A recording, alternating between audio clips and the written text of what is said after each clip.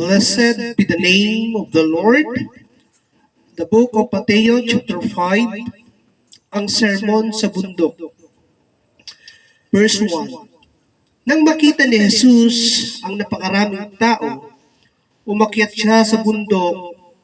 Pagkaupo niya, lumapit ang kanyang mga alagad at siya'y nagsimulang magturo sa kanila. Mga pinagpala. Pinagpala ang mga taong walang inaasahan kundi ang Diyos sapagkat kabilang sila sa kaharian ng langit. Pinagpala ang mga nagdadalamhati sapagkat aaliwin sila ng Diyos. Pinagpala ang mapagpakumbaba sapagkat mamanahin nila ang daigdig. Pinagpala ang may matinding hangarin na sumunod sa kalooban ng Diyos sapagkat sila'y bibigyan ng kasiyahan ng Diyos. Pinagpala ang mga mahabagin sapagkat kahabagan sila ng Diyos. Pinagpala ang mga may malinis na puso sapagkat makikita nila ang Diyos. Pinagpala ang mga gumagawa ng paraan para sa kapayapaan sapagkat sila'y ituturing ng mga anak ng Diyos. Pinagpala ang mga inuusig ng dahil sa kanilang pagsunod sa kalooban ng Diyos sapagkat kabilang sila sa kaharian ng langit. Pinagpala ang mga nilalait at inuusig ng mga tao at pinaparatangan ng lahat ng uri ng kasamaan na pawang kasinungalingan ng dahil sa akin. Magsaya kayo at magalak sapagkat malaki ang inyong gantimpala sa langit.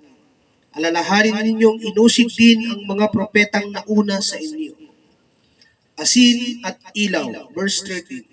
Kayo ang asin ng sangkatauhan.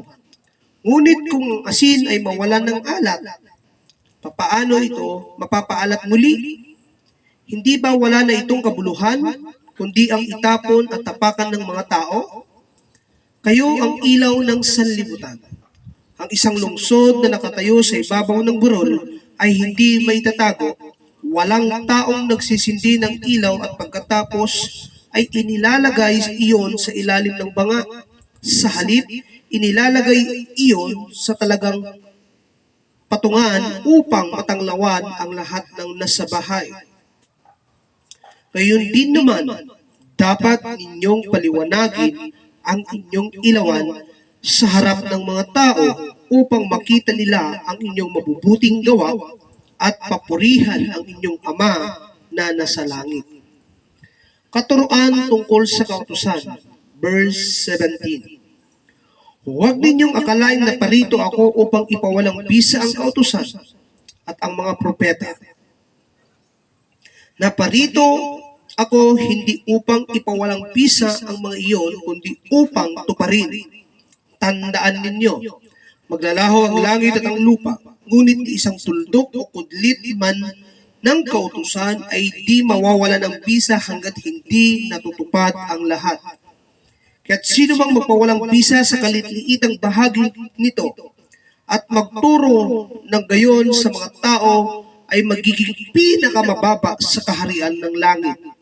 Ngunit ang sumusunod sa kautusan at nagtuturo sa mga tao na tuparin iyon ay magiging dakila sa kaharian ng langit. Sinasabi ko sa inyo, kung ang pagsunod ninyo sa kalooban ng Diyos ay tulad lamang sa pagsunod ng mga tagapagturo ng kautusan at mga Pariseo, hindi kayo makakapasok sa kaharian ng langit. Ang katuruan tungkol sa pagkagalit. Verse 21. Narinig ninyo na sinasabi sa inyong mga ninuno, huwag kang papatay, ang sino mang pumatay ay mananagot sa hukuman. Ngunit sinasabi ko naman sa inyo, ang sino mang napupuot sa kanyang kapatid ay mananagot sa hukuman. Ang umahamak sa kanyang kapatid ay mananagot sa katas-taasan, kapulungan ng mga Hudyo. At sino mang magsabi sa kanyang kapatid, ulol ka, ay manganganib na maparusahan sa apoy ng impyerno.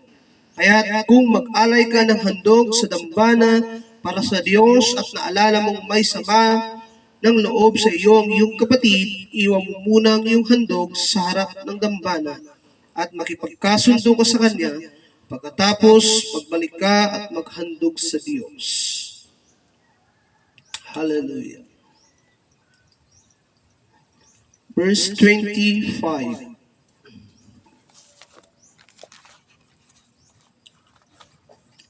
Verse 25.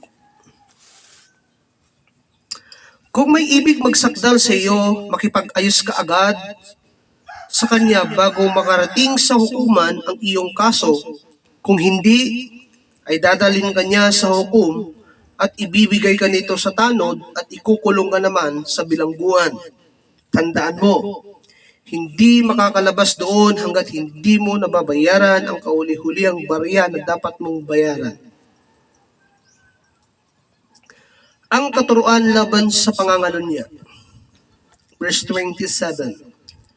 Narinig niyong sinasabi, huwag kang mangangalunya. Ngunit sinasabi ko sa inyo, ang sino mang tumingin sa isang babae ng may pagnanasa ay nangangalunya na sa babaeng iyon sa kanyang puso. Kung ang kanang mata mo ay nagiging sanhi ng iyong pagkakasala, dukutin mo ito at itapon.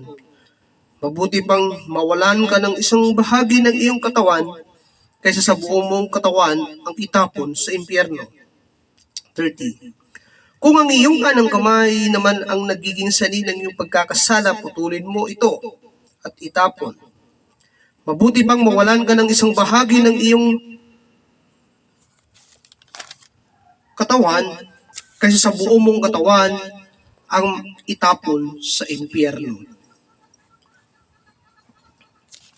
Paghihiwalay dahil sa pangangalunya. Verse 31. Sinabi rin naman, kapag makikipaghiwalay ang isang lalaki sa kanyang asawa, ito'y dapat niyang bigyan ng kasulatan ng paghihiwalay. Ngunit sinasabi ko sa inyo, kapag nakipaghiwalay ang isang lalaki sa kanyang asawa, maliban kung ito'y nakikiapid, itinutulak niya ang kanyang asawa sa pangangalunya. At sino mang makipag-asawa sa babaeng hiniwalayan ay nagkakasala rin sa pangangalunya. Katuruan tungkol sa panunumpa. Verse 33. Narinig din ninyo na sinabi sa inyong mga ninuno, huwag kang susumpa na walang katotohanan. Sa halip, tuparin mo ang iyong sinumpaang panata sa Panginoon.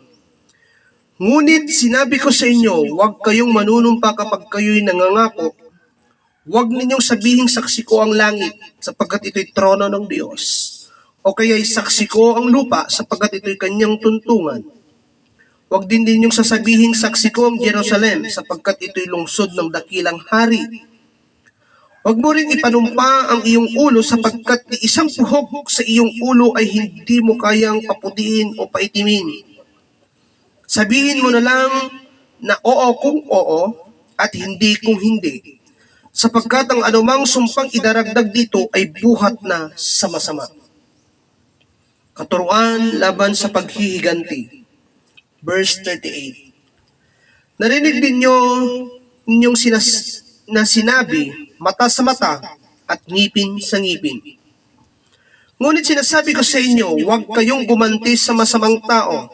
Kung sinampal ka sa kanang pisngi, iharap mo rin sa kanya ang kaliwa. Kung isakdal ka ninuman upang makuha ang iyong damit, ibigay mo ito sa kanya pati ang iyong balabal. Kung pilitin ka sa isang kawal na pasanin ang kanyang dala ng 1 milya, pasanin mo iyon ng 2 milya. Bigyan mo ang nanghihingi sa iyo at huwag mong tanggihan ang nanghihiram sa iyo. Pagmamahal sa kaaway. Verse 43. Narinig ninyong sinabi, ibigin mo ang iyong kapwa at kamuhian mo ang iyong kaaway. Ngunit ito naman ang sinasabi ko, ibigin ninyo ang inyong mga kaaway at ipanalangin ninyo ang mga umuusig sa inyo, upang kayo'y maging tunay na mga anak ng inyong amang na nasa langit, sapagkat pinasisikat niya ang araw sa mabuti gayon din sa masasama, at nagpapaulan siya sa mga matuwid at sa mga di matuwid. Kung ang mga nagmamahal sa inyo ang siya lamang ninyong mamahalin, anong gantimpala ang inyong maasahan? Hindi ba't ginagawa rin iyan ng mga maniningil ng buwis? At kung ang kapatid lamang ninyo ang inyong binabati, anong ginagawa ninyong higit kaysa sa iba? Hindi ba't ginagawa rin iyan ng mga hentel? Kaya maging ganap kayo gaya ng inyong Ama na nasa langit. Glory to God. Blessed be the name of the Lord.